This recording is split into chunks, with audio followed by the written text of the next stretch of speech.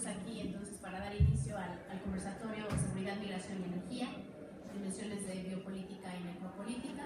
Este es un conversatorio organizado en el marco de un proyecto de CONACYT en el que estamos participando distintos profesores, algunos de nosotros estaremos aquí representados y la coordinadora es la doctora Marian Marchand, aquí a mi extrema derecha.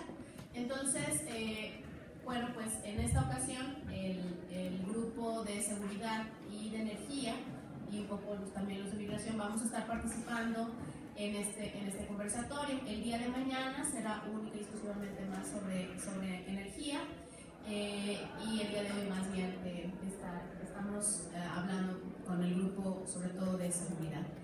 Entonces me acompañan en la mesa la doctora Marian Marchand, el doctor Guy Emerson, la UDAP, ambos, también la doctora Mónica Trujillo de la UPAEP y el doctor Rafael Guzmán, también de la UPAEP.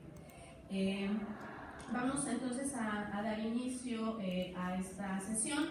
En primer lugar, la doctora Marian Marchand nos va a dar una breve exposición de las generalidades del proyecto, ¿no? Un poco cómo nos hemos unido. Es un proyecto interdisciplinario interinstitucional también.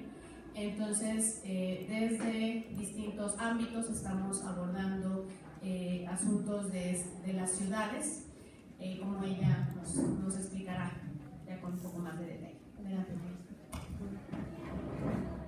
Muchas gracias, Adrián. Bueno, voy a pararme porque si no, no veo mi propio slide y ya no me acuerdo qué puse. Primero, más que nada, gracias por organizar todo, las tres conversatorias finalmente. Entonces, ya vamos en el segundo y mañana en el tercero, ¿no? Lo que sí quiso mostrarles que ya están en la mesa es el primer parte de las infografías. También, no sé, Brenda, si puedes pasar también al invitado de Tijuana. Esas infografías se hicieron entre alumnos, en particular Brenda, sobre los datos de las tres ciudades o zonas metropolitanas, sobre cuestiones de inversiones, cuestiones de marginación, etcétera, etcétera, ¿no? Lo que yo quisiera hacer ahorita es más que nada platicar un poco. No voy a dar el entorno general como la vez pasada, pero quise situar un poquito el tema de migración. Entonces, si me puede pasar la primera, por favor. Ok, hay muchas ideas sobre ciudades globales, ciudades en proceso de globalizarse, etcétera, etcétera, y en relación a la migración. En realidad, cuando uno habla de migración y ciudad, la primera cosa que viene en mente es que el proceso de modernización o desarrollo también conlleva una migración rural hacia las ciudades. Saskia se hace muy famoso por su trabajo sobre ciudades globales.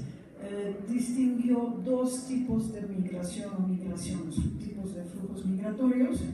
Uno de altamente calificado, que fueron atraídos por estas ciudades globales en términos de sus servicios, en términos de cuestiones de trabajo, etcétera, etcétera, también en términos de la cultura.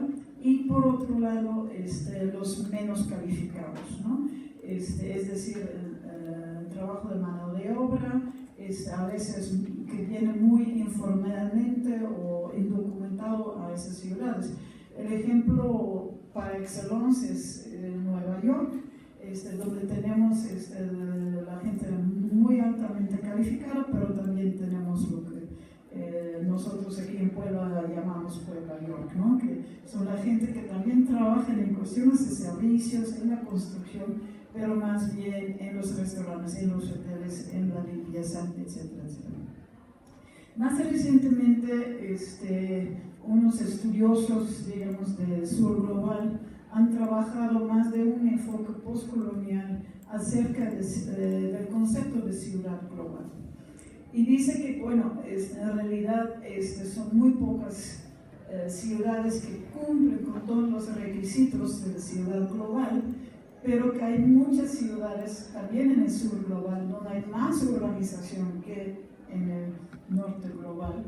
Y entonces habla del concepto de worlding cities, que no sabía cómo traducir en español porque worlding como que no se presta mucho. Entonces, lo que dice Añaña Roy, por ejemplo, hay circuitos de migración, una evacuación de recursos naturales, un intercambio de bienes, pero a un nivel desde abajo. Entonces hay conectividades entre las ciudades, incluyendo a los megalópolis en el sur global, desde abajo. Entonces, para mostrar que no solamente son las ciudades globales que se están insertando en los circuitos globales, también son estas ciudades. Y finalmente, lo que quisiera mencionar aquí es el grupo de trabajo de Federico Betzler, que hablan de la ciudad transnacional. Y en realidad lo que dicen ellos toman, no completamente, pero en cierta forma, una perspectiva, una aproximación de actor redes, la teoría de actor redes o actor network theory, donde dice que los migrantes realmente son los que construyen también las ciudades, ¿no?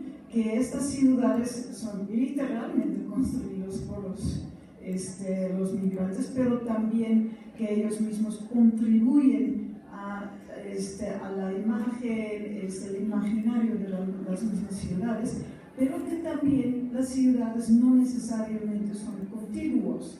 Entonces, la ciudad de Puebla tiene su extensión en Puebla, York, por ejemplo, ¿no? Entonces, eso creo que también es interesante, porque tenemos que, aunque sí hay cierto tipo de territorialidad, pero también tenemos que ir más allá de una zona contigua, ¿sí? Entonces, solamente hay obviamente muchos otros que han trabajado en cuestiones de ciudad y migración, pero lo quiso como un punto de entrada, dejarlo así. La siguiente, por favor.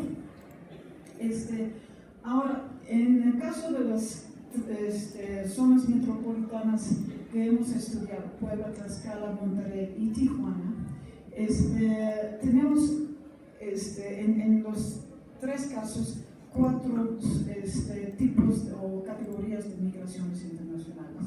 Uno es la inmigración calificada, los famosos expats. Las transmigraciones, es decir, mucha gente que viene de Centroamérica o del Cono Sur, que quieren llegar hasta Estados Unidos, entonces transmigran todo el territorio mexicano. Las emigraciones, es decir, por ejemplo, en el caso de Puebla, los poblanos que se fueron a Nueva York, a Los Ángeles, a Chicago, y la migración de retorno. La migración de retorno, aunque sí siempre ha sido parte del circuito migratorio y la migración circular, ahora está más resaltado en las discusiones. No estoy incluyendo aquí la migración rural a las ciudades, porque ahorita estamos hablando más sobre las migraciones internacionales, pero también es un flujo muy importante. La siguiente, por favor. Entonces, ¿cómo han reaccionado estas zonas metropolitanas ante los diferentes flujos migratorios? Eso fue un poquito nuestro punto de partido para saber qué han hecho, cómo se han posicionado en el tema de migratorio. Y esa pregunta viene básicamente de mucho de la literatura que ahora dice que los problemas cotidianos mejor se resuelven, se atienden a un nivel local en vez de, por ejemplo, a nivel federal. Y Benjamin Barr es una persona que ha escrito mucho sobre eso, hizo toda una red de alcaldes para que pudieran atender a estos temas.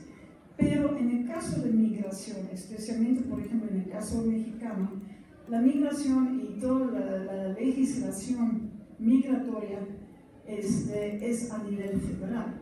Entonces aquí la pregunta que se tiene que hacer es ¿qué están haciendo estas ciudades y dónde está la zona gris, digamos, en términos de gobernanza de cómo atender a estos flujos migratorios? Entonces, si vemos, solamente voy a resaltar para no extender demasiado a dos tipos de flujos, la inmigración calificada y también la migración de retorno. Entonces, la siguiente, por favor.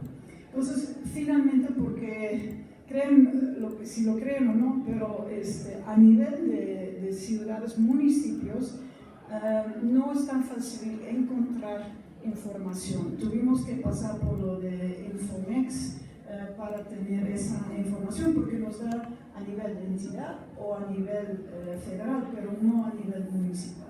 Entonces, lo que encontramos en términos de esas tres zonas migratorias, que apenas nos llegaron las estadísticas, es que en el periodo de 2010 a 2017 se ve una subida de tarjetas migratorias que nosotros llamamos de migrantes calificados, es decir, migrantes permanentes, temporales y estudiantes, ¿no? Porque son normalmente los que vienen para trabajar en el contexto de una empresa o un negocio, lo que sea.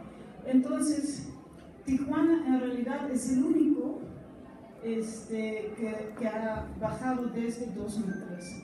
Los demás va con altas y bajas, a veces tiene que ver con la economía, a veces ni sabemos por qué, pero lo que sí es, en general, hay una tendencia de aumento, a excepción de Tijuana. El siguiente, por favor.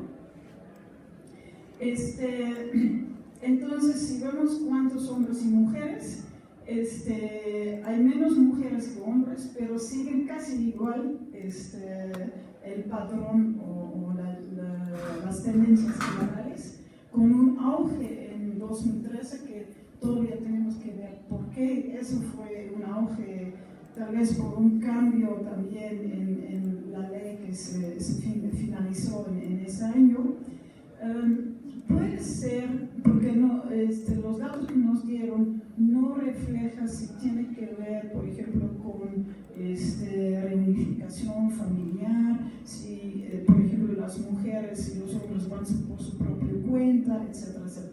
Eso sería cuestión de hacer como una investigación más cualitativa, ¿no? Pero en general es interesante que sí, las mujeres no quedan tan atrás que a los hombres, ¿no? Siguiente, por favor. Entonces, aquí lo desglosamos en términos de los tarjetas de residentes permanentes, temporales y estudiantes, y lo que se nota es que efectivamente el temporal es lo más alto. También porque cada vez que uno es de temporal tiene que renovar cada año, entonces eso también está un poquito reflejado. Sube en general un poquito después de como puntito 2013, pero más o menos se estabiliza en el caso de los permanentes, en el caso de los estudiantes con un poquito de subida. Los que sí se bajan un poco son los temporales, ¿no? Puede ser por la cuestión de inseguridad, puede ser por cuestiones económicas, pero los temporales son más que nada vinculados a las empresas, ¿no? Los llamados expats. Siguiente, por favor. Ok. Creo que aquí vemos quiénes están emitiendo más, es Monterrey, y después sigue Puebla y Tijuana casi igual. Sí, por favor. Ok, entonces, ¿de dónde viene esta gente? Bueno, si vemos en el caso de la zona metropolitana de Tijuana, la gran mayoría, es de categoría otros, porque solamente calculamos los primeros 10 países de procedencia.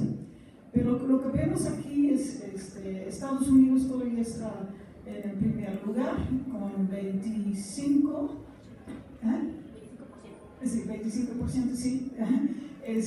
China sigue con casi 21%, la República de Corea con 4.5%, y después vemos a muchos países de Centroamérica y de Sudamérica: Guatemala, Panamá, Honduras, Salvador y Perú. Y dos que son como medio interesantes, pero no sé por qué, seguramente tienen que ver con la apertura de una fábrica, una cosa así: la ex república de Yugoslavia, de Macedonia, y Portugal. La siguiente, por favor. En el caso de Monterrey, hay una diversificación bastante fuerte, porque la categoría de otros es casi 50%, ¿no? Entonces, los primeros 10, vacilan entre 8.8% y 3.3%. Entonces, no es así como mucho, no es como los casi 30%, por ejemplo, de los estadounidenses en el caso de Tijuana. Lo que también es muy interesante, que en el caso de Monterrey, Estados Unidos no está en el primer lugar, es Venezuela y después la República de Corea, que obviamente tiene que ver con las inversiones coreanas que se ha hecho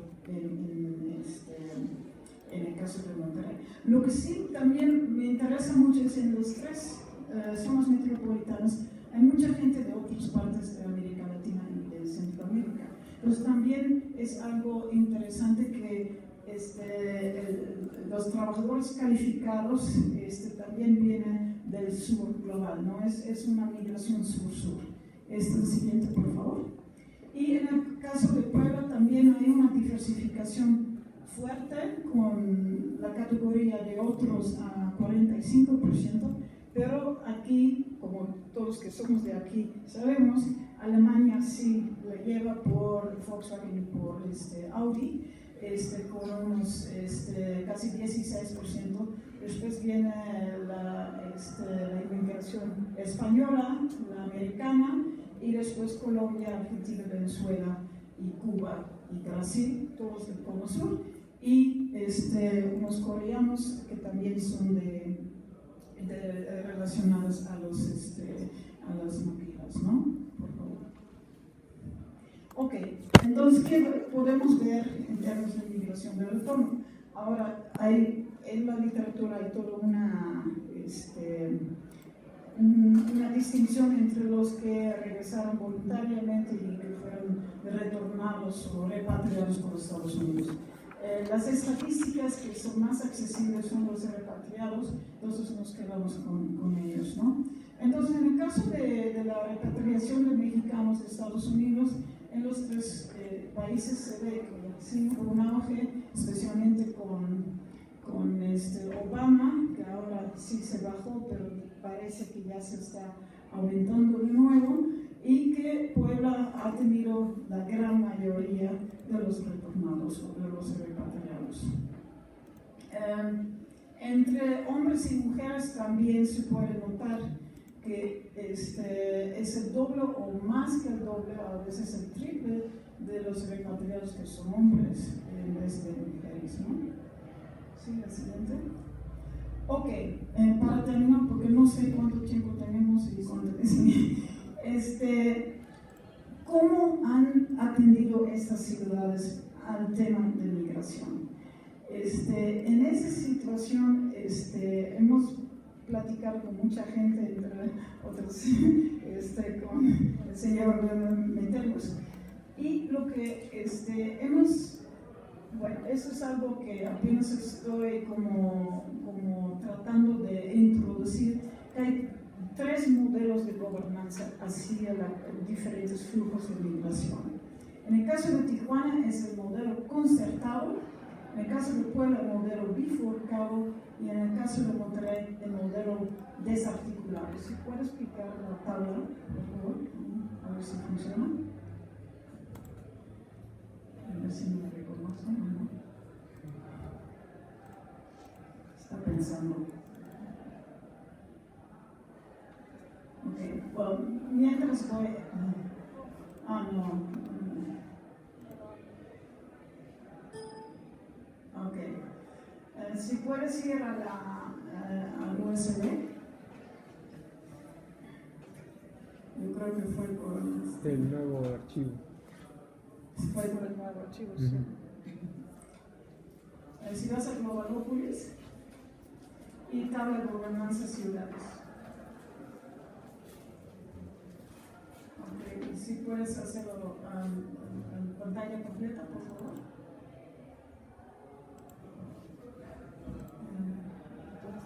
Sí. Ok. No voy a explicar toda la tabla, pero lo que sí quise mostrar aquí es que en el caso de estos dos,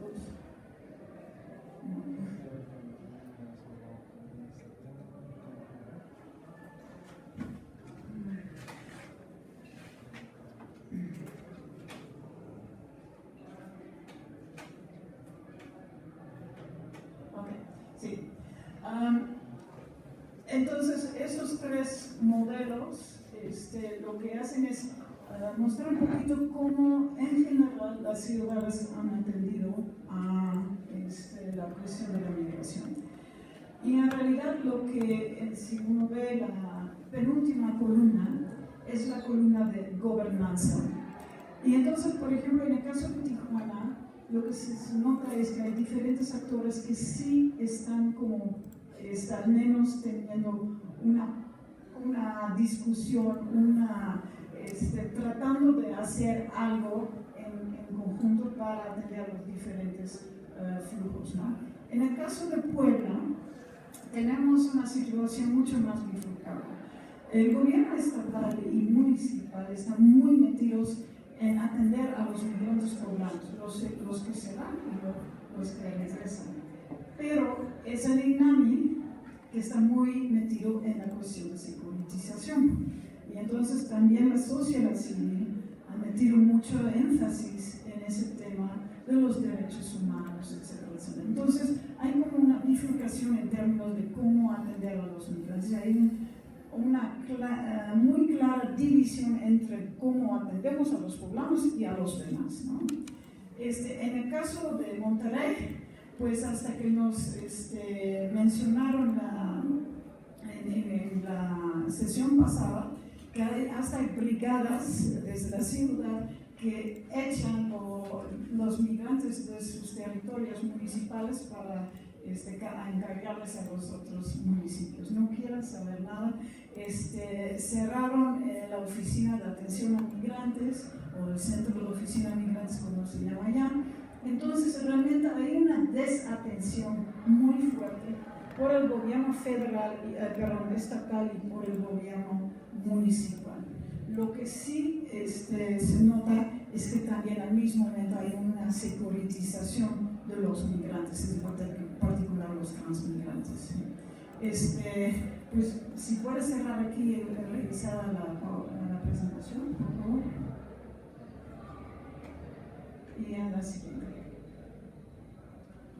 Ok, las conclusiones. Primero, las tres ciudades entonces tienen diferentes respuestas ante los diferentes flujos de migración, pero todas las respuestas son parciales. No hay como una política, digamos, generalizada, comprensiva, etc. ¿no? Ninguna ciudad ha iniciado políticas multi o interculturales. Tijuana pretende tenerlo, pero no lo he visto mucho. ¿Okay? Entonces, la cuestión de agilizar la integración de migrantes internacionales en ninguna de estas ciudades se ha atendido por parte de los gobiernos a cualquier nivel. Lo que también es interesante es los modelos de gobernanza en la práctica reflejan diferentes trayectorias de las diferentes ciudades. Por ejemplo, para los regiomontanos no tiene casa de Monterrey, por ejemplo, afuera, ¿no? Solamente es Puebla, Tijuana tampoco lo tiene, ¿sí? Entonces hay diferentes como enfoques, intereses, etc. Hay una clara securitización de transmigrantes, ¿no? Básicamente en nuestras ciudades, y en el caso de Puebla en específico, sí es claramente una ciudad transnacional en el sentido de Federico Bessera, porque tenemos a lo de Puebla Yo, tenemos las casas de Puebla, o Mi Casa es Puebla y otras cosas.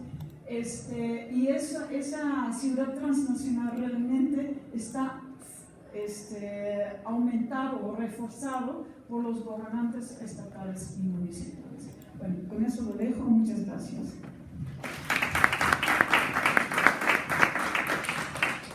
Muchas gracias, María.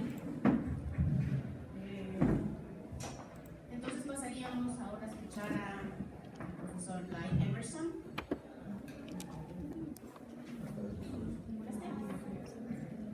Sí, adelante. Pues muchas gracias a todos por venir y gracias a Diego y los demás organizadores que conversan. Entonces, hoy básicamente mi presentación viene en dos partes. En primer lugar, voy a hablar del marco teórico que Mónica y yo hemos utilizado a lo largo de esos 2 años.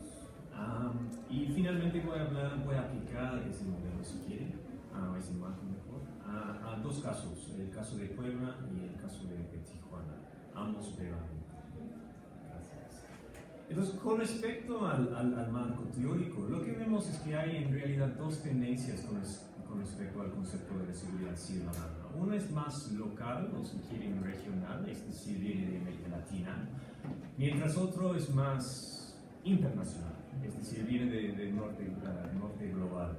Entonces voy a hablar de los 2 brevemente. Con respecto a la trayectoria más local, lo que hemos visto es que América Latina en muchos sentidos es uno de los pioneros con respecto al concepto de la seguridad ciudadana. Vemos el inicio de ese movimiento en la dirección hacia la seguridad ciudadana en España post-franquista, así lo dice.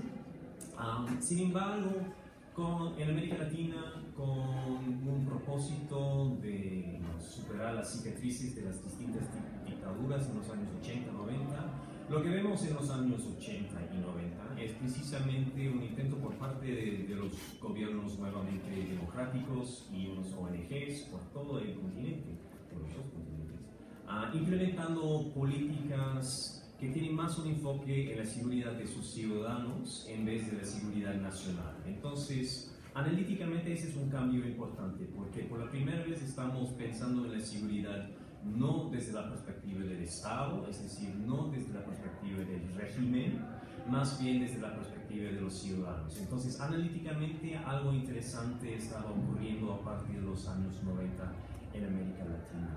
La siguiente. Con respecto al norte global, así lo dice, ¿verdad? Norte global, como muerte, no sé.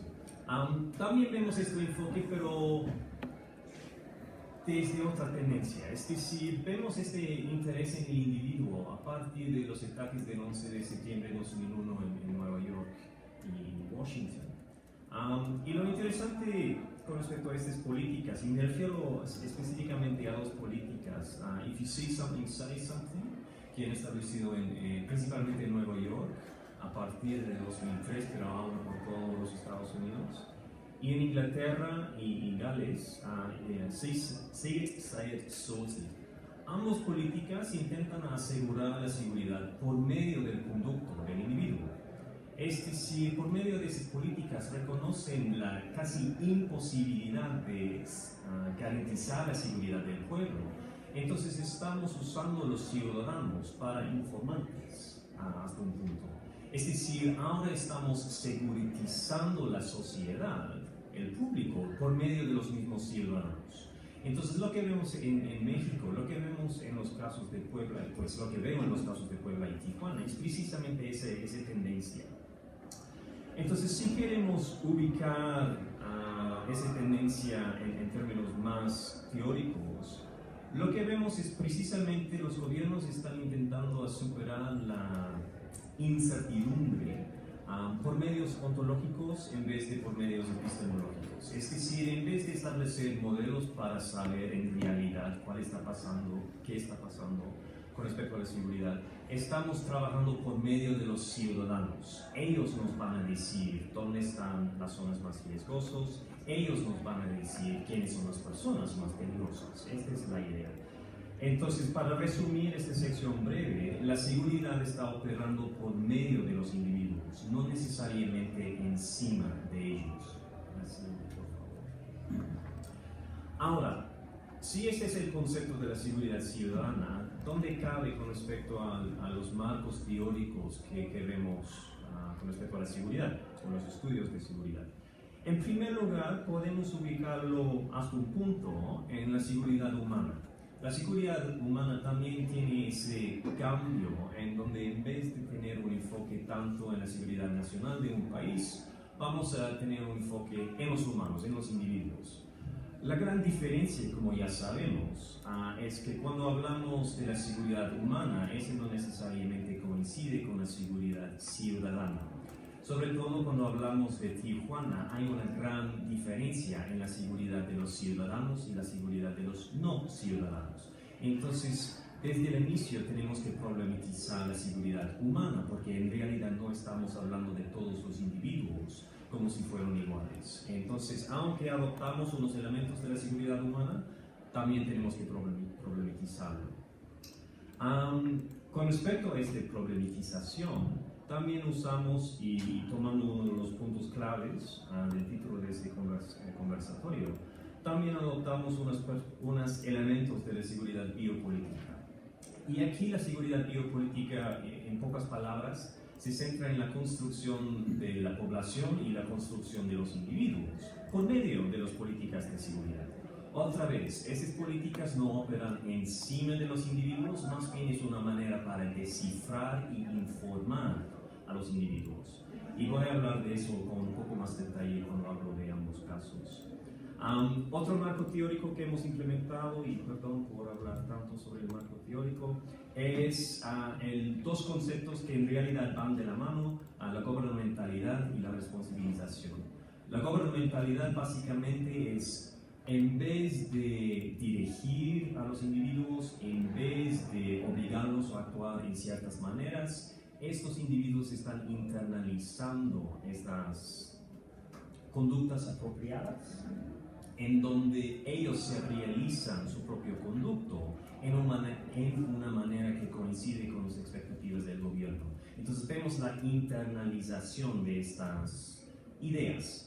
Y vamos a ver precisamente eso cuando hablamos de los distintos talleres de seguridad que han implementado en Puebla y Tijuana.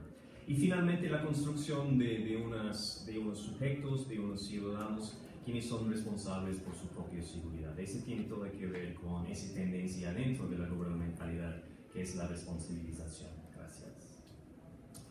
Ok. La definición oficial que estamos usando, espero que ustedes pueden ver el traslape entre su definición y el marco teórico que estamos usando. El Centro Nacional de Prevención del Delito y Participación Ciudadana, por ejemplo, define la seguridad ciudadana como la búsqueda de gestión participativa y la corresponsabilidad, y propone garantizar la seguridad de las personas bajo principios humanistas e integrales. Entonces, otra vez, esa énfasis en la participación ciudadana. Estamos trabajando por medio de ellos, no encima de ellos. Otra vez, el tema de la corresponsabilidad. Otra definición que viene del Programa Nacional para la Prevención Social de la Violencia y la Delincuencia, en donde la seguridad ciudadana privilegia la participación ciudadana en la construcción de ambientes seguros a través de la prevención, además de entender la seguridad como un derecho humano que debe ser garantizado por el Estado, pero que a su vez debe ser coproducido por todos los actores sociales. Entonces, otra vez, espero que vean ese traslape entre nuestro marco y la definición oficial. Ahora para hablar, el siguiente. Ahora, para hablar en términos más concretos, en Puebla y en Tijuana, de hecho, hemos investigado un programa que se llama PRONAPRED, el Programa Nacional para la Prevención del Delito. Y lo que hemos encontrado con respecto a ese programa es que adopta medidas muy parecidas a la seguridad biopolítica, de la gubernamentalidad, de la responsabilización. Entonces voy a hablar muy brevemente sobre eso para darles una idea de qué hemos encontrado. Entonces, con respecto a la seguridad biopolítica, como mencioné hace poco, en realidad tenemos dos elementos, dos tendencias, no sé, dos partes de la seguridad biopolítica. Una que tiene su enfoque en la población y otra que tiene su enfoque en los cuerpos, en life capacities, capacidades de vida, supongo. Con respecto a la primera, con respecto a la población, lo que vemos aquí es la implementación de PONAPRED, en donde la población literalmente está descifrada a través de unas medidas de vigilancia, que permiten la acumulación y el análisis de datos sobre patrones de crimen y homicidio violentos. Es decir, estamos llegando a una mapa de la población precisamente por medio de las cifras del crimen y violencia. Esto es para hacer que la población sea visible a través de la óptica relacionada con la seguridad, dando al Estado una imagen de la ciudadanía extraída directamente de los requisitos de la seguridad gubernamental. Si puedes pasar al siguiente. Y aquí tenemos un ejemplo en Puebla. Entonces, las métricas que usan no son tan claros. Sin embargo, aquí está el resultado de sus métricas. Entonces, por medio de ese acúmulo de datos que el gobierno ha acumulado, llegaron a unas zonas en Puebla que según ellos son los más riesgosos de la ciudad. Aquí tenemos, básicamente había cuatro polígonos en Puebla. Aquí tenemos una mapa de uno de los políticos por Saltagua, no sé si ven bien la mapa, pero está bien. Y otra vez, han llegado a esa imagen de Puebla precisamente por medio de esas estadísticas. Entonces, este fue el objetivo de la mapa, para mostrar las consecuencias de esa manera de mapear la población en términos de la seguridad. La otra manera, el otro parte de la biopolítica que hemos visto implementado en Puebla es básicamente por medio de una serie de talleres que realizan adentro de esos polígonos. Entonces, una vez que han seleccionado los 4 lugares más riesgosos en Puebla, aplican una serie de talleres adentro de esos polígonos para, por decirlo así, invertir en las vidas de las personas, para darles las herramientas sociales que necesitan, según ellos, para tener vidas más seguras. Entonces, con estos patrones, el objetivo es gestionar la población fuera de lo que es empíricamente normal. En base de eso, el cuerpo, es decir, los individuos, son entonces regulados a través de talleres destinados a estas poblaciones abyectas, con el propósito de darles ciertas capacidades. Estas poblaciones periféricas gradualmente están traídas al redil del Estado a través de talleres que inculcan ciertas capacidades entre los participantes. ¿Puedes pasar al siguiente, por favor? Aquí tenemos unos ejemplos de los talleres implementados en Puebla. Una que se llama Campaña de la Cultura de la Legalidad y la Denuncia, en donde los participantes, en donde el taller cuestiona a los participantes por qué el Estado de Derecho es importante en la sociedad. Entonces, el objetivo del taller aquí es educar a los individuos en las normas, las leyes de conducta, y también explica por qué el Estado de Derecho es importante en la sociedad y por qué el Estado de Derecho es violado. Ahora, regresando a nuestro marco teórico, el argumento que tenemos aquí es que por medio de esos talleres estamos obligando a los ciudadanos a darse cuenta por sí mismos con relación de la ley. ¿Por qué el Estado de Derecho es importante para mí? Entonces, la ley provee el medio a partir del cual el autogobierno de los individuos autónomos se conecta con los imperativos del gobierno. El resultado es un ciudadano capaz de gobernar y evaluar su propia conducta y de los otros relacionados con el Estado de Derecho. Entonces, otra vez, ese tema de internalizar las expectativas, las normas asociadas con con las políticas de seguridad. La siguiente, por favor. Sin embargo, además de explorar la implementación de esas políticas oficiales, también hemos usado este mismo marco para hablar de los límites de esas políticas.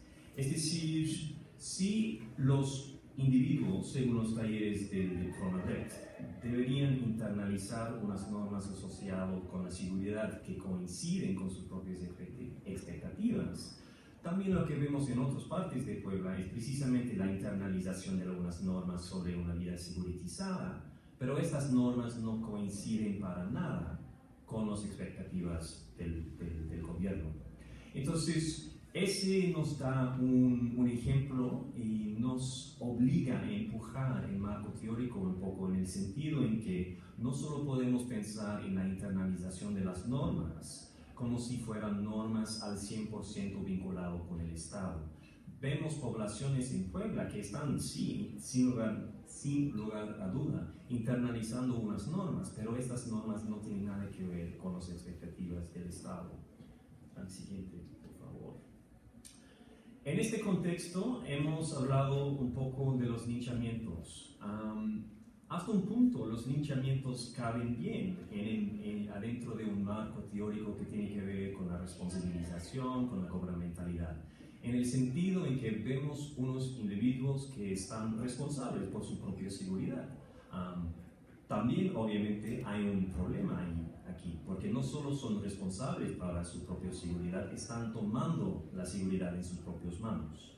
Entonces aquí vemos algo parecido con las expectativas del gobierno, pero el pueblo está llevando estas expectativas en otras direcciones que en realidad cuestiona la validez, la importancia del Estado. Entonces es algo interesante. Con respecto a Puebla, el año pasado Puebla, me refiero más al Estado ahora, el Estado de Puebla era el más peligroso para los linchamientos en toda la República. Anteriormente era el Estado de México. Y aquí hay una serie de... perdón, ¿puedes pasar a la anterior? Perfecto. Y aquí está una serie de citas con respecto a ese auge que hemos visto en los linchamientos. La siguiente, perdón.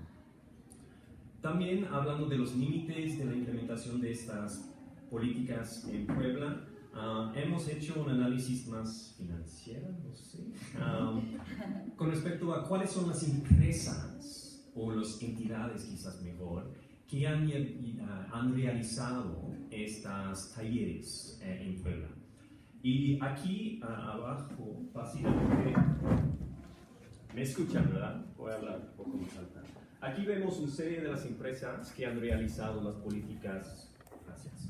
Aquí vemos una lista de las empresas que han realizado las distintas talleres en Pronapred, en Puebla, en Puebla. Básicamente, esas calificaciones tienen que ver con si la empresa existe o no, si la entidad existe o no. Si tiene RFC, tiene un punto, si tiene página de web, tiene 2 puntos, si tiene una dirección fijo, teléfono, si son contactables, directivos, notas periodísticas, etcétera, etcétera. Usando esa métrica, hemos evaluado cada una de las empresas, entidades que han realizado los talleres en Puebla. Y lo que hemos encontrado es que al menos 1, 2, 3, 5 de ellos son principalmente empresas fantasmas. ¿Fantasmas? Entonces aquí no solo hay límites conceptuales en la implementación de esa política, pero también hay límites principalmente en la construcción de las políticas públicas. Es decir, ese tiene más que ver con el lavado del dinero que en la realización de unas políticas públicas con respecto a la seguridad. No sé si tengo tiempo para hablar de Tijuana, pero quizás, no sé. Sí, tal vez un poquito, ok. Muy brevemente con respecto a Tijuana, la siguiente, por favor. Regresando al tema anterior en donde introduje el concepto de la seguridad humana, lo que vemos en Tijuana, en pocas palabras, es que la seguridad está bifurcada, para usar la palabra de Mariano. Bifurcada en el sentido en que hay una manera de proveer la seguridad para los ciudadanos y otra manera de proveer la seguridad para los no ciudadanos. Lo que sí en el contexto de Puebla estuvimos hablando de la seguridad biopolítica, es decir, una manera de mapear, entender y invertir en las vidas de los ciudadanos. En el contexto de Tijuana también vemos esto, pero con respecto a los no ciudadanos es otra manera de pensar en ellos, es otra manera de tratarlos, en donde no tiene tanto que ver con la biopolítica y mucho más que ver con la necropolítica. Es decir, si estuvimos mapeando la población por medio del riesgo con respecto a los ciudadanos, con respecto a los migrantes o los no ciudadanos, estamos entendiéndolos exclusivamente por su capacidad de contribuir a la muerte, a su capacidad a contribuir a la violencia en Tijuana y por lo tanto construir políticas para excluirlos de la vida social. Es decir, el riesgo para los ciudadanos es una manera de incluirlos en las políticas del gobierno. Tenemos que invertir en sus vidas, tenemos que darles talleres, etcétera, etcétera. Con respecto a los migrantes, sin embargo, necesitamos saber más de ellos solo para excluirlos. Entonces, con respecto a los migrantes, con respecto a la aplicación de esa política en Tijuana, vemos esa cosa. Vemos políticas más necropolíticas en donde los no ciudadanos solo están incluidos en esos proyectos para ser excluidos más adelante, más tarde. Al siguiente, por favor. Pues quizás a la última. ¿Una más? En contraste con Puebla, sin embargo, vemos la construcción de esta política pública en una manera mucho más rígida, en una manera mucho más válida. Es decir, hemos hecho el mismo ejercicio que antes y en el contexto de Puebla solo hemos encontrado 4 empresas fantasmas, pero obviamente hay muchas más empresas involucradas. Y la gran diferencia que hemos notado con respecto a ambos ciudades es que hay mucho más participación ciudadana en Tijuana con respecto a la seguridad que en Puebla, que es muy interesante. Ahora, aunque los que participan en el gobierno, hay unos grupos de la sociedad civil que participan en Tijuana, son críticas del gobierno. No estoy diciendo que hay una coincidencia, una afirmación o afinidad entre los dos, para nada. Sin embargo, hay mucho más participación allí. Con respecto a Puebla, eso casi no existe, entonces es otra cosa interesante. Gracias por su tiempo.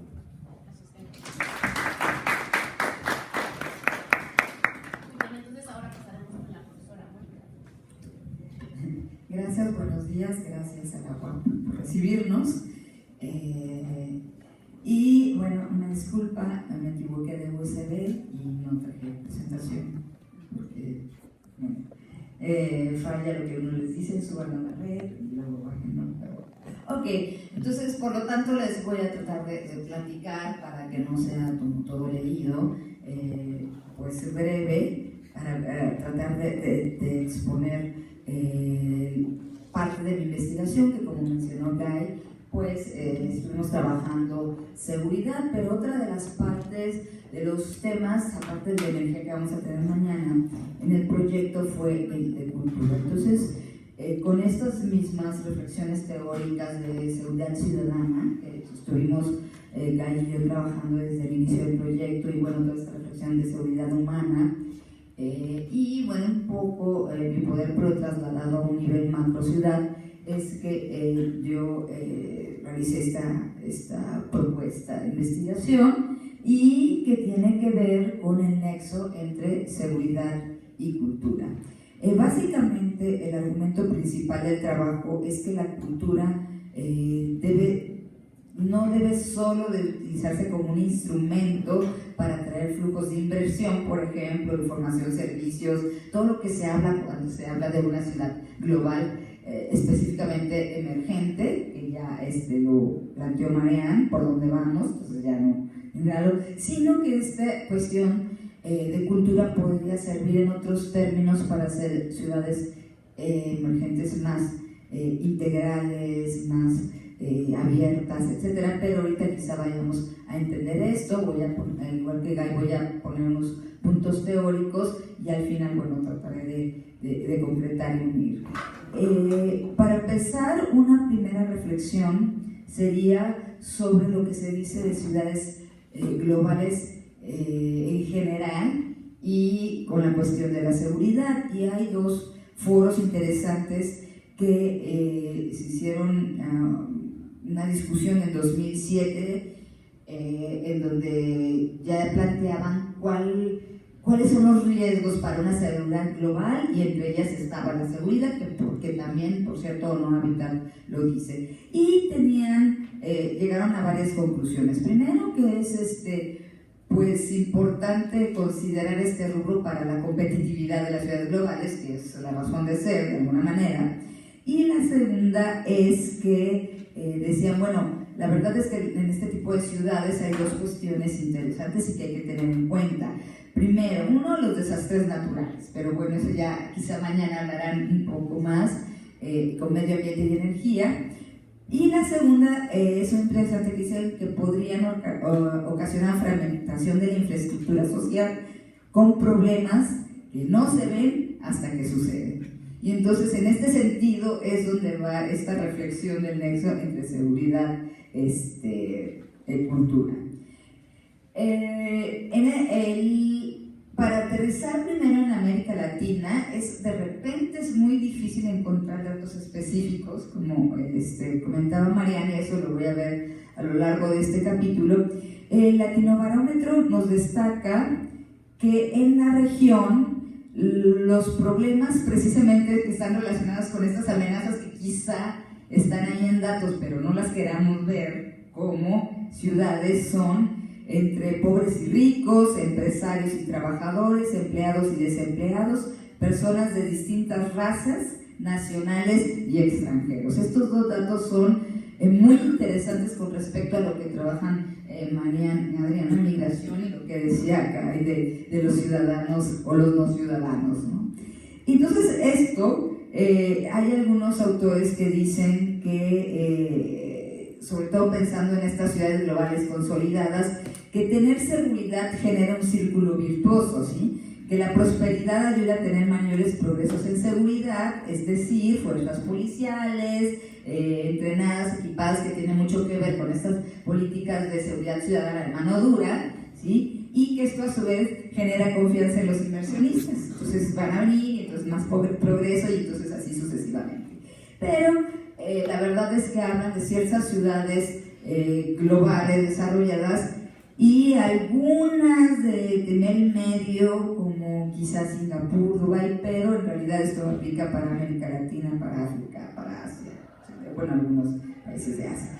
Pero hay una autora, Lucia Danner, que dice que ella no encuentra una relación, o en su estudio no encontró que se relacione el desarrollo económico igual a inseguridad, y en cambio plantea algo muy interesante que dice que en cambio la modernización que se supone que traen estos entrar a estos circuitos globales y como ciudad de las grandes ciudades, eso sí ha generado desigualdad, fragmentación, cambios en el uso de espacios públicos, y no necesariamente de manera positiva para todos los ciudadanos, hablando primero de ciudadanos, porque también vamos a pasar un poco a lo otro. Y bueno, en este sentido, hay que reconocemos que las ciudades no son homogéneas, pero sí esto de la ciudad global emergente y todas estas ciudades que aspiran, ¿no? Que tienen como modelo Tokio, Japón, Nueva York, que menciona Sassen, han entrado en un problema. Si bien ciudad global no es igual a inseguridad, sí ha ocasionado una paradoja. Por un lado, buscan integrarse a los circuitos transnacionales, globales, pero por otro lado, las ciudades están fragmentadas, o empezando a fragmentarse o profundizando la fragmentación. Y entonces esta autora las llama que se están haciendo nuevas fronteras urbanas. Entonces esa es la paradoja. Por un lado tengo la política de globalizarme como ciudad desde el gobierno y por otro lado adentro, o sea, cada vez se desagrega más este asunto. Y en este sentido, el problema es que la transnacionalización, por ejemplo, el crimen organizado es parte de este efecto, ¿sí? Es parte. Y desde la iniciativa Mérida, por ejemplo, que se endurecieron las políticas, y como ya decía Guy, de los 90 que empezaba a hablarse de ciudad ciudadana, es bien interesante, porque si bien la ciudad ciudadana parte de la idea de cambiar el enfoque del Estado a la seguridad del individuo, en América Latina al menos tuvo un fenómeno interesante en donde en las transiciones democráticas se empezó a hablar de seguridad, pero se empieza a hablar de seguridad de cierta parte de la población. Y en ese sentido, ahí se refleja esta división de ciudades. Las manos duras, ¿qué pasa? Pues problemas de narcotráfico, pero también delitos de fuero común, etc. ¿Y qué pasa? Pues las ciudades se segmentan, se hacen lo que dicen algunos autores, modelos de archipiélago, islas de modernidad. ¿En qué sentido? En que por un lado están los grandes fraccionamientos con seguridad privada, que es otro de los temas interesantes que nos arroja esto. O sea, ahora pagas por tu seguridad también, y si tienes el dinero puedes pagarlo, ¿no? Pero por otro lado se generan todos estos polígonos de inseguridad, ¿no? Que supuestamente están marcando dónde son los espacios inseguros. Entonces tenemos barrios o colonias, depende de donde, muy seguras, con cámara de seguridad, incluso con sus propias a veces entradas, carreteras, autopistas, etcétera, que te llevan, y a veces no necesitas casi ni salir de esas ciudades, pero esto fragmenta aún más la ciudad. O sea, es como, y entonces todos los recursos que entran, ¿para quiénes son? O sea, ¿para quién se piensa en el lado de la cultura o la inversión? ¿Para quién se trae? ¿Para quién es este consumo de cultura de turismo, cultura, etcétera, ¿no? Entonces, esta es la diferencia, por ejemplo, en la seguridad, entre que puede vivir en un espacio privado y los que no.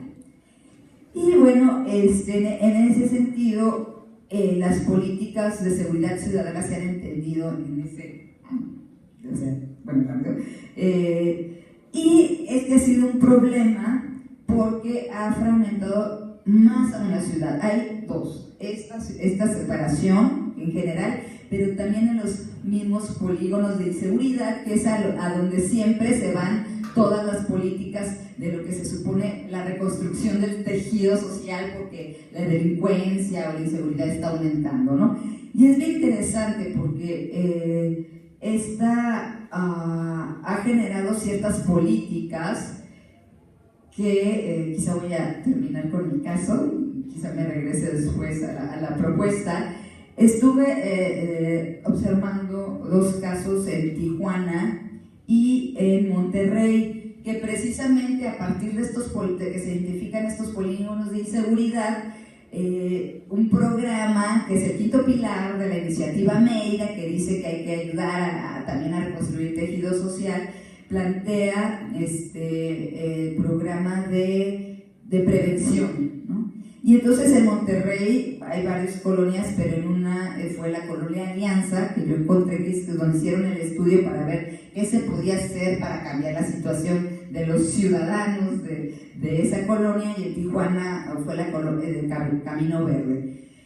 Como tengo muy poquito, nada más les concluyo, básicamente es bien interesante. En las dos, sobre todo en Monterrey, el sondeo arrojó que la violencia se controla con más violencia, ¿no? En pocas palabras, o sea que más policía, más etcétera. Y bueno, ya no puse aquí la disertación, pero es en el sentido que iba a dar. La seguridad humana, si bien abre la reflexión a otras cuestiones como la cultura, curiosamente en Monterrey, que también quieren ser capital de la cultura, para estos efectos, pues no encontré nada en la alianza. Inclusive un dato interesante, que es el único que voy a mencionar, es que esta reconstrucción y prevención de la violencia iban a participar los sectores de la sociedad civil, que clásico, que ahora están entrando más y que bueno, pero en Monterrey está bien interesante porque cuando se está, ¿qué ONGs están registradas para participar en esta reconstrucción de tejido social?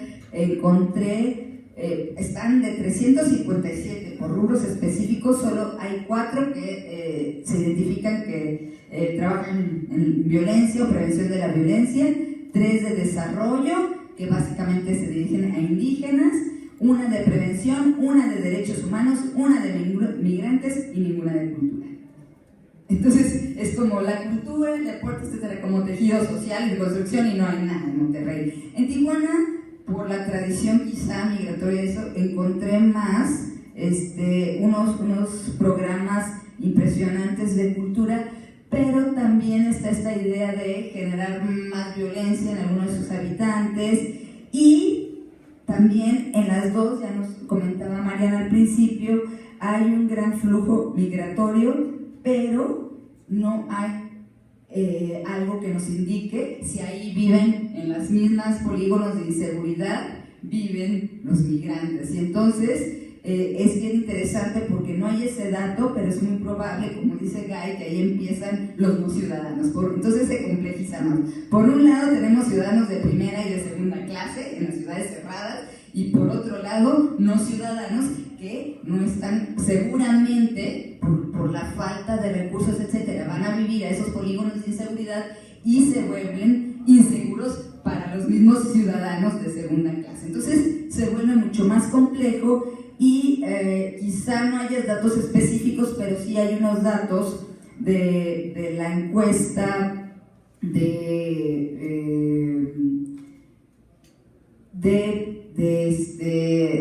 la discriminación, que en donde dice que no, los mexicanos sí ven como riesgo, por ejemplo, a los migrantes centroamericanos, ¿no? No sé si es, entonces, pues no es factible pensar que esos migrantes no están trabajando en las ciudades cerradas, o sea, en los archipiélagos de seguridad, pero sí estarán viviendo en una parte, y seguramente será en estos polígonos de inseguridad. Y bueno, ya terminó, ya no voy a dar, tenía un esquema sobre una propuesta de una ciudad más inclusiva, que en México estamos muy acostumbrados a pensar en términos homogéneos, en donde no hay etnias, no hay migración de incluso ni interna, es como externa, los peligrosos de Centroamérica, pero no estamos viendo la migración indígena interna, todo eso.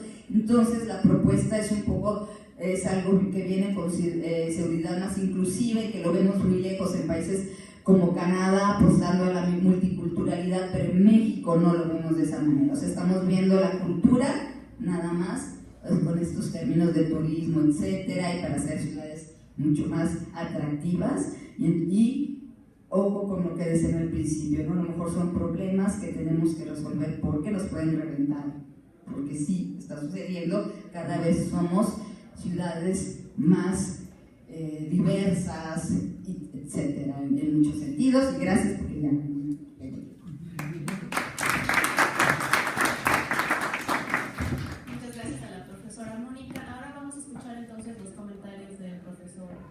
Rafael Guzmán de UPAEP. Nosotros le enviamos algunos de los borradores de algunas de las cuestiones que estamos publicando, que aquí, bueno, lo que vio es que más bien nosotros presentamos, ¿no? Tanto en el caso de Mariana como de Guy, como generalidades un poco más del proyecto, y lo otro ya son borradores más específicos para publicación. Entonces, bueno, agradecemos de cualquier manera sus comentarios. Bueno, buenos días. Primero que nada, como todos, gracias por la invitación. Bueno, espero tratar de contribuir. Mi espectriz quizás no sea forzosamente la parte internacional de Ciudades Nuevas, lo mío es más gestión pública, políticas públicas en las ciudades, en los gobiernos municipales. Espero contribuir. También espero que al final de este conversatorio sigamos siendo amigos como siempre. Algunos los acabo de conocer, entonces que no se lo tomen muy a personal. Bueno, efectivamente, ¿no? Los gobiernos municipales tienen muy poca margen de maniobra para hablar de estos temas o tratar estos temas de políticas públicas, ¿no? Los gobiernos municipales están directamente dependen de lo que el gobierno federal programe y desarrolle en cuanto a políticas de migración. Estos gobiernos municipales, si hablamos estamos hablando de grandes ciudades, de grandes urbes que a lo mejor podrían generar políticas públicas propias o programas o proyectos específicos para el tema de migración. Pero hay municipios que donde también hay migración, como el caso de Oaxaca, en Ixtepec, por ejemplo, que es donde se concentra un gran número de personas que tratan de conectar con líneas del ferrocarril para poder llegar a su destino. Y bueno, es un municipio que no tiene presupuesto para ese tipo de cuestiones, ¿no?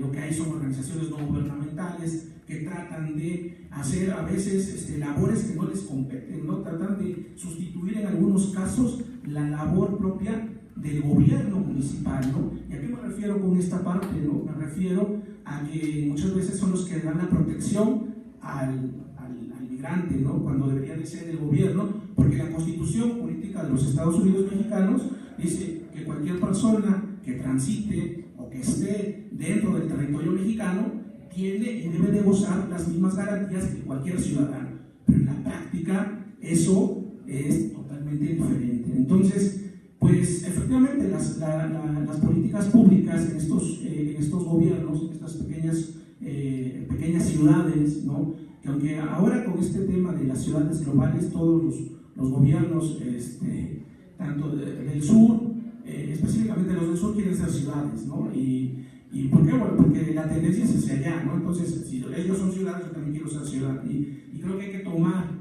con mucha precaución el término, ¿no? Creo que hay que ir paso a paso en cuanto a estas ciudades que van creciendo y que van desarrollándose propiamente. Pero bueno, un poco esto era para dar una pequeña introducción.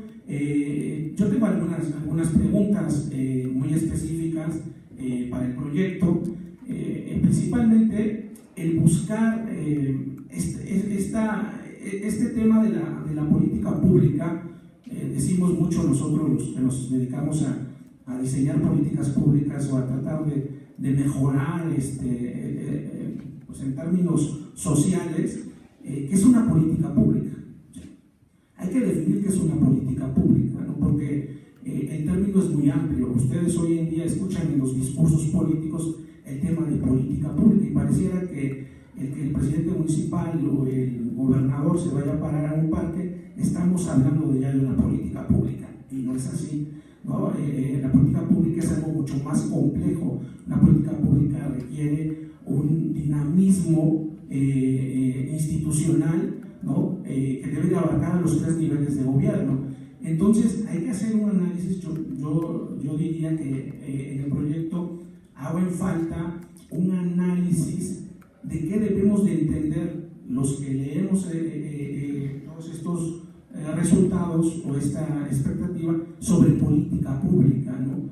Específicamente política pública, y después, si queremos delimitarla a política migratoria, política global, vendrá después, pero primero definir qué queremos entender por política pública para este proyecto específicamente, porque entonces corremos el riesgo de lo que les comentaba hace un momento, de quedarnos solamente con la parte de que cualquier tema que encontremos lo llamemos política pública, ¿no? Digamos que, ¿por qué? Porque, por ejemplo, y aquí una cuestión, el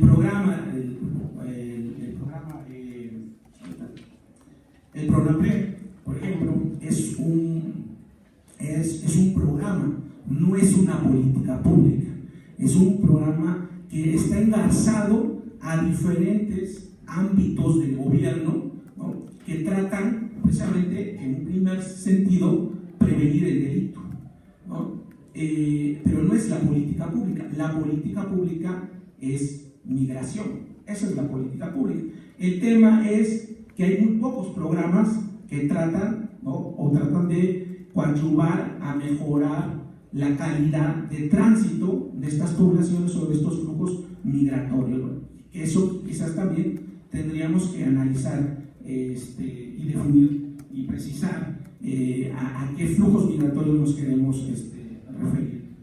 Otra problemática que yo veo y que me gustaría compartir es por qué no hacer este análisis, este marco teórico, ¿no? Incluir en este marco teórico que me parece fenomenal toda la parte esta de cómo van definiendo, bueno, por lo menos en lo que yo leí de la parte de precisamente este programa del PRONAPRED, bueno, ver qué tanto ha funcionado el programa, si realmente es efectivo el programa, ¿no? Cuáles son las estadísticas del programa, ¿no?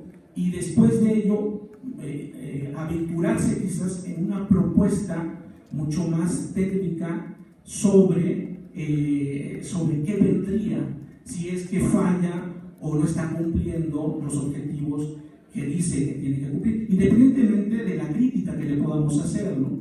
Porque creo que el programa es perfectible y tiene muchos asegúnes. Efectivamente se le ha pasado por cuestiones teóricas, académicas, si queremos decirlo así, se le ha pasado mucha responsabilidad al ciudadano en esta participación de autorregulación, en este proceso de cooperación, ¿no? Hoy en día los términos coco están a la orden del día, ¿no? Coparticipación, codiseño, coimplementación, cogobierno, y decimos hoy coco. Bueno, pues hay que ver y decir que realmente está funcionando y que no está funcionando, ¿no? Y bueno, y quizás tengo algunas otras preguntas, pero me gustaría igual interactuar. La otra pregunta que tengo, con esta termino este primer momento. ¿Cuál debería de ser este enfoque de estas ciudades, de estas nuevas ciudades, hacia el tema migratorio, ¿no? Y hacia el tema de cultura, ¿no? Porque efectivamente, ¿no? Hoy en día, cuando hablamos de la transparencia de los gobiernos y hablamos de que necesitamos información sobre qué hacen los gobiernos locales para favorecer, ¿no?, la transculturalización, para favorecer el intercambio cultural, nos damos cuenta que se hace muy poco, ¿no? Muy poco. Pareciera que todas estas nuevos temas gerenciales son para un cierto sector de la población y no son para toda la población, es decir, la transparencia, la cuestión de la cultura solamente está sujeta a quien la puede pagar o a quien tiene acceso o esté interconectado a través de las redes. ¿Y qué pasa con esto que al final mencionaba Mónica, con estas comunidades indígenas o con estos pueblos que no tienen acercamiento a este tipo de información? Entonces los estamos condenando a que no puedan tomar este tipo de decisiones. Entonces, ¿cómo trabajar, ¿no?, con los gobiernos municipales, ¿no? ¿Cómo hacer que los gobiernos municipales entiendan este tema y hacer verdaderas políticas públicas? No sé, con eso me quedo por el momento. Si hay que regresamos. Gracias.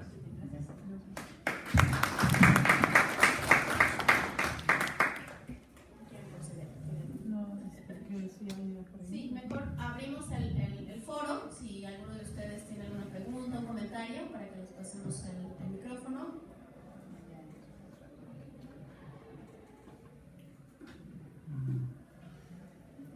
Bueno, entonces, continuamos.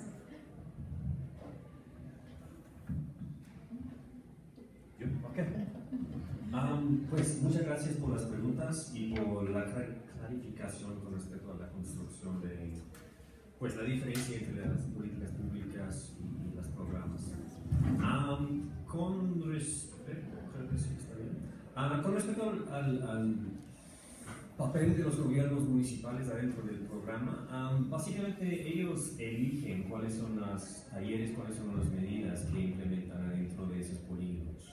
Entonces, la gran crítica de eso, y con esa crítica también voy a regresar con respecto a la otra pregunta, ¿qué tanto ha funcionado el programa?, es que los gobiernos municipales ya tienen que operar dentro de unos parámetros ya establecidos por el Estado, pues por el gobierno federal.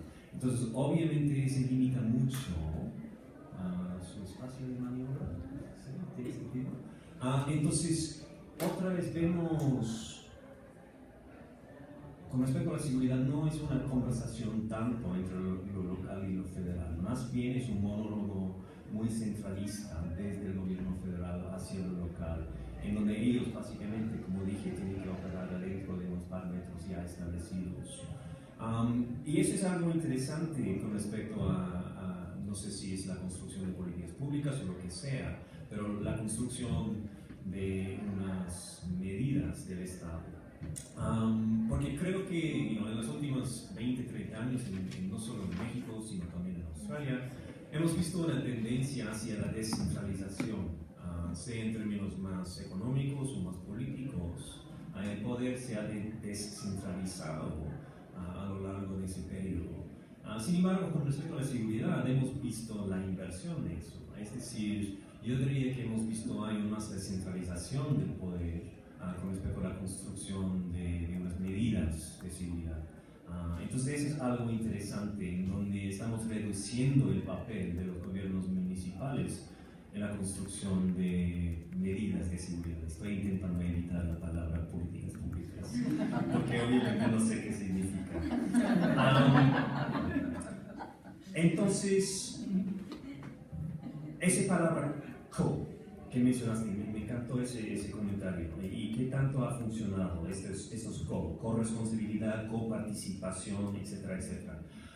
Creo que solo puedo hablar desde la perspectiva de la seguridad y lo interesante es que al mismo tiempo que el gobierno está hablando de los codes, con respecto a la seguridad, también está implementando políticas muy militarizadas. La ley de seguridad interior no tiene nada que ver con un code. Entonces, por un lado, tenemos medidas de seguridad que tienen mucho que ver con un code, y por otro lado, nada que ver. Entonces, la postura con respecto a las medidas de seguridad son muy esquizofrénicos en ese sentido. Entonces, por mi parte, es imposible que funcionen. ¿Cómo podemos involucrar a los ciudadanos al mismo tiempo en que estamos mandando a las tropas en sus comunidades? Es imposible. Entonces, ¿qué tanto ha funcionado? En el contexto de Puebla, casi no ha funcionado.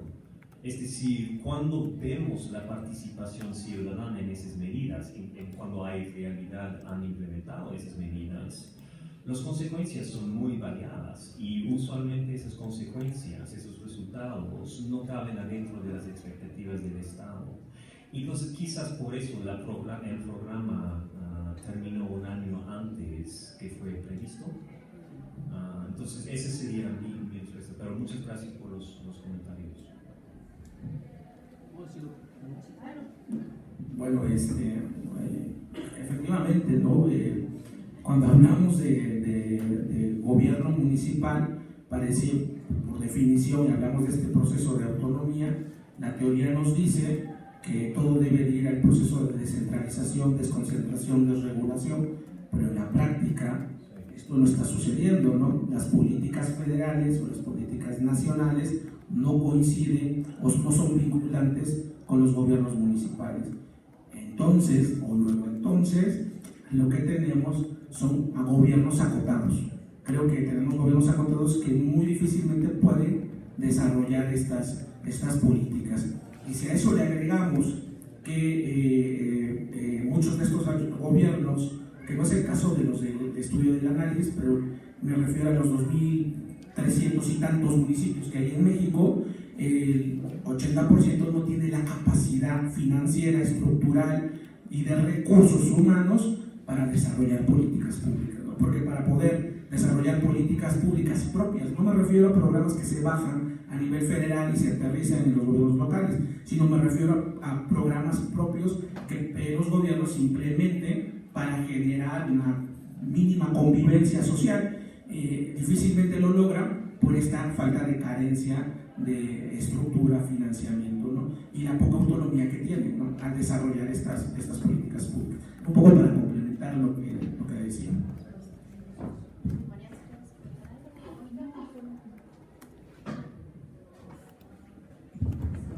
Pues, muchas gracias por tus comentarios y creo que sí nos hace falta una buena discusión de qué entendemos. De por sí en el proyecto al inicio teníamos problemas por definir ciudad global emergente. Bueno, ya tenemos otro tema de discusión para otros 3 años, definir qué es política pública para las ciudades globales, pero creo que sí es bien interesante también medir la capacidad de los municipios, ¿no?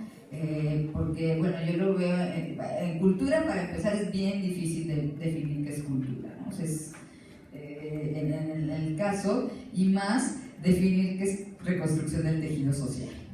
Es impresionante. Entonces creo que nos llevamos una tarea mucho más compleja, pero sí ahorita me resulta interesante el comentario de la sociedad civil, porque si bien en todos los programas sí nos encontramos de que hay que incluir a la sociedad civil, etcétera, pero por ejemplo en el caso de Monterrey, pues ahí está, hay 355 ONGs, ¿no? Pero ¿qué están haciendo? Y sí, es interesante distinguir, porque profundizar en estos pequeños detalles que quizás sí nos arrojen cosas aún más interesantes y complejas, que es quizá lo más difícil, porque si bien la iniciativa Mérida sí es generó políticas públicas y genera estos diagnósticos y acciones en ciertas comunidades, sí, en realidad no está claro en ese sentido, ¿no? O sea, cuáles son los resultados, etcétera, más allá de un informe. Y eso es bien interesante. Yo creo que sí vamos a tener que buscar un concepto de política pública que nos acomode, porque es muy complejo, pero gracias por tus comentarios. Creo que sí hay que delimitar y trabajar más. En el tema migratorio sí, definitivamente también, ¿no? Hay estas tensiones, digamos, entre la política centralista, ¿no? Lo que se planea desde el gobierno federal, política migratoria federal, y también lo que intentan hacer y lo que han intentado hacer en general las entidades federativas y ahora las ciudades, ¿no? Entonces, pero ya se están pensando, ya se están planeando cosas, ¿no? Entonces, y con una identidad propia, ¿no? Claro que quien más ha tenido experiencia más en ese sentido en México ha sido la Ciudad de México, ¿no? También por su capacidad para implementar, ¿no? Entonces es muy diferenciado las capacidades, como decía Rafael, ¿no? O sea, no es lo mismo hablar de un pequeño municipio que puede tener una diversidad de flujos migratorios, como Ixtepec, ¿no? Mencionaste el caso de Ixtepec, en Oaxaca, donde ahí, digamos, confluyen un montón de situaciones. Y cuál sería la propuesta de un gobierno municipal en ese sentido. Y por otro lado también los nuevos modelos de gobernanza que incluyen a la sociedad civil, ¿no? que eso también, obviamente, las propias organizaciones civiles también están empujando en ese sentido, ¿no? Tener mayor participación, mayor dentro de los COGS, ¿no? Entonces, por otro lado también hay que entender esa parte, ¿no? O sea, esas presiones y ese asunto de que también los propios gobiernos tienen que ir respondiendo a esas, tanto en el caso migratorio, a los distintos flujos migratorios que están confluyendo en sus territorios, en sus jurisdicciones territoriales, y por otro lado también las organizaciones de la sociedad civil, que además ya están siendo cada vez más profesionalizadas y con mayor capacidad también para transnacionalmente incluso presionar, ¿no? Entonces eso es algo que también a nosotros nos interesa mucho dentro del proyecto. ¿Comentar algo más? ¿O ya está nuestro siguiente ponente conectado? Por Skype, sí, empezamos. Bueno, más que nada es un comentario porque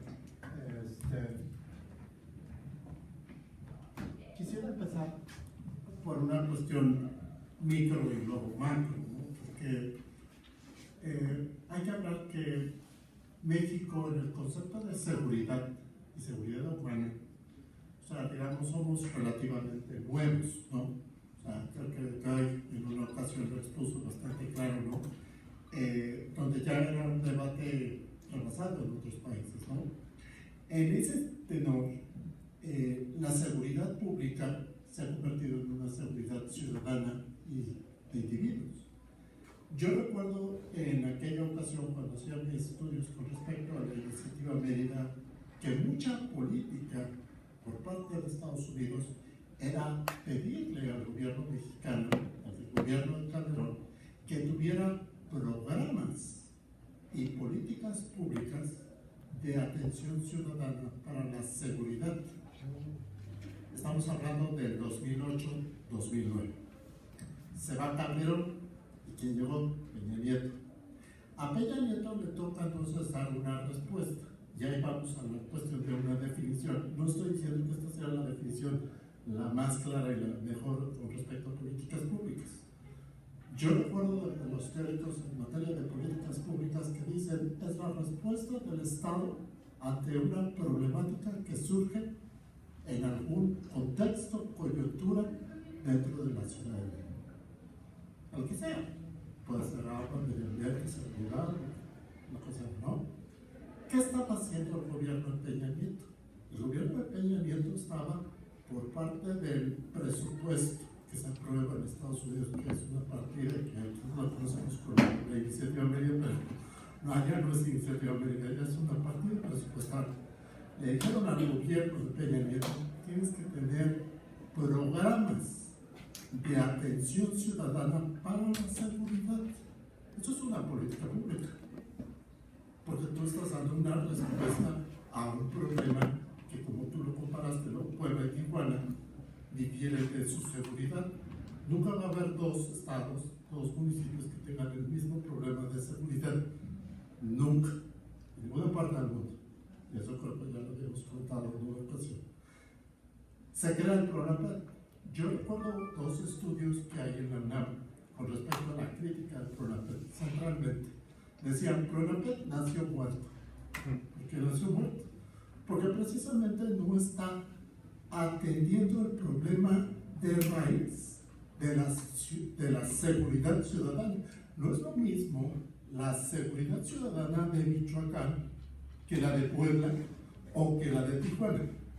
Es frontera, es costa y es centro.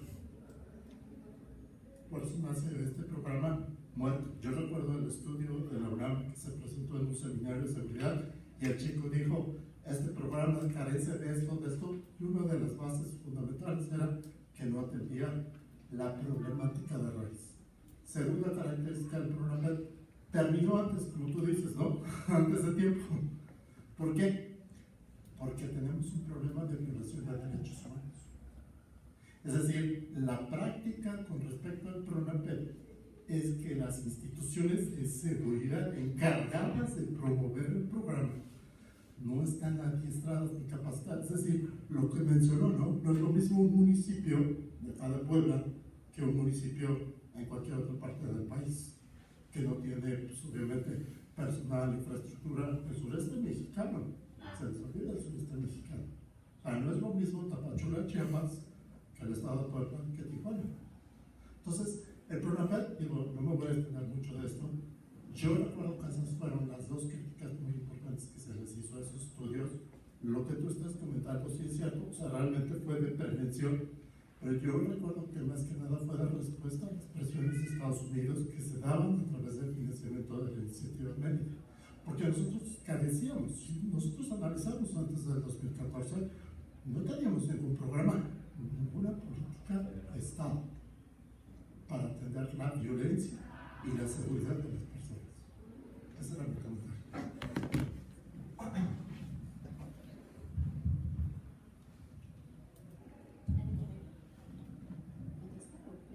No, muchas gracias. Pues muchas gracias. Yo solamente una cuestión.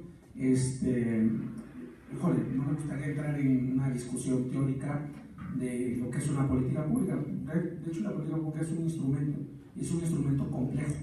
Y el conjunto de programas logran hacer una política. Por eso mencionaba que tienen que estar engarzadas. O sea, el PRONAPED por sí solo, si no tiene otro conjunto de programas, otro conjunto de proyectos específicos para cada territorialidad, regionalidad, comunidad, como le queramos llamar, no puede ser una política pública. Entonces, en ese tenor, pareciera, y por eso lo mencionaba también un poco, que todo lo que hacen los gobiernos son políticas públicas, y no es así, no es así. La política pública sí tiene una construcción mucho más compleja, ¿no? A mí sí me molesta mucho, por ejemplo, ahora que hay campañas, entonces, por lo que me metan en ese tema, pero sí me molesta mucho escuchar que voy a hacer política pública, voy a hacer política pública. Uno se pasa estudiando el tema de políticas públicas muchos años, para que ahora resulta que todo el mundo pueda hacer políticas públicas. Es un tema muy, muy complejo, de estructura metodológica, que por eso decía, hay que definir qué debemos entender para este proyecto como política pública. Y a partir de eso creo que se puede construir un modelo propio para empezar a definir cómo debería de ser pues el análisis que se pretende lograr y hacer una evaluación, ¿no?, consistente del proyecto, ¿no? Es por eso.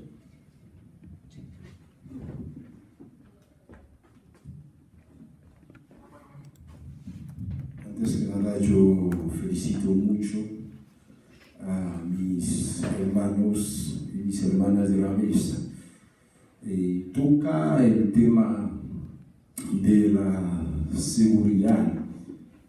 En México es muy complejo. Estoy de acuerdo con el profesor.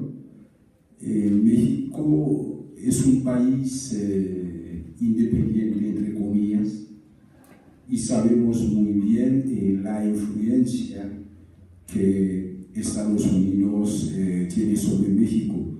El Plan Mérida, sabemos que es un diseño que viene por parte de Estados Unidos. El Estado mexicano no puede tomar ninguna decisión sin el gobierno de Estados Unidos.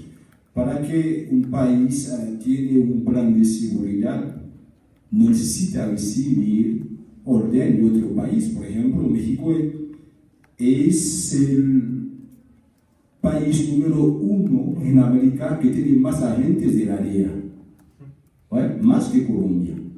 Entonces, hay una preocupación enorme, y aparte, el Estado mexicano no tiene un proyecto real como tal sobre el tema de la seguridad nacional y también políticas públicas.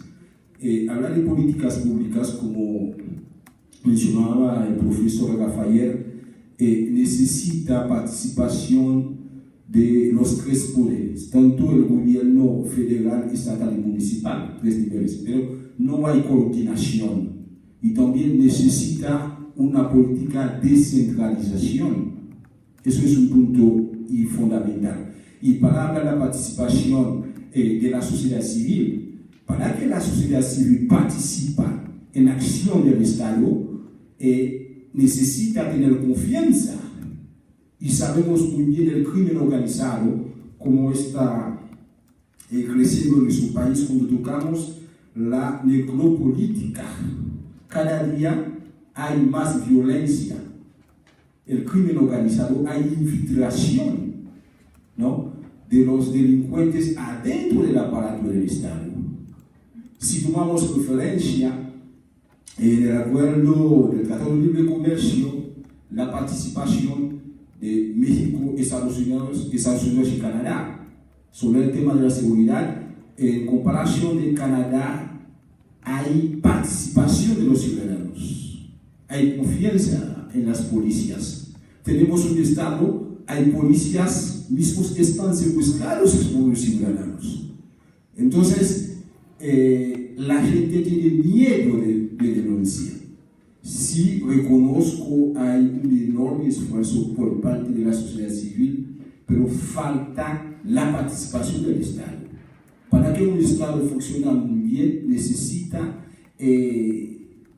ciudadanos organizados, pero falta desconfianza urge para que México tiene un nuevo diseño como tal. México debe que ser un país libre. Por ejemplo, ahorita, sobre la negociación, sobre el TLC, ¿qué está pasando ahorita?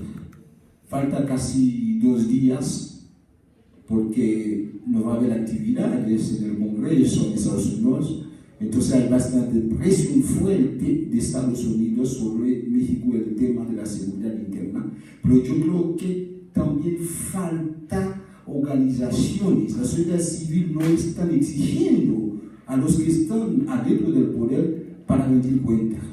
Por eso me parece muy importante dicha discusión y aparte cuando tocamos el tema de participación de la sociedad civil, ¿qué tipo de sociedad civil que estamos hablando? Hay que ver los personajes.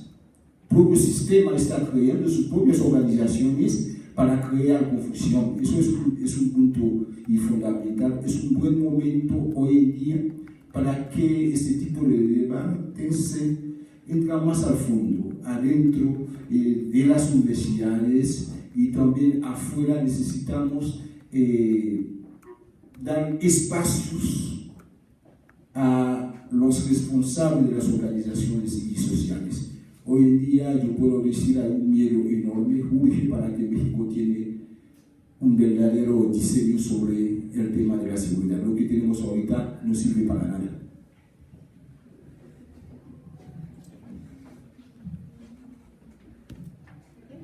Entonces, por razones de tiempo, tenemos que pasar a la presentación del profesor Víctor Clark, que desde Tijuana está conectado por Skype.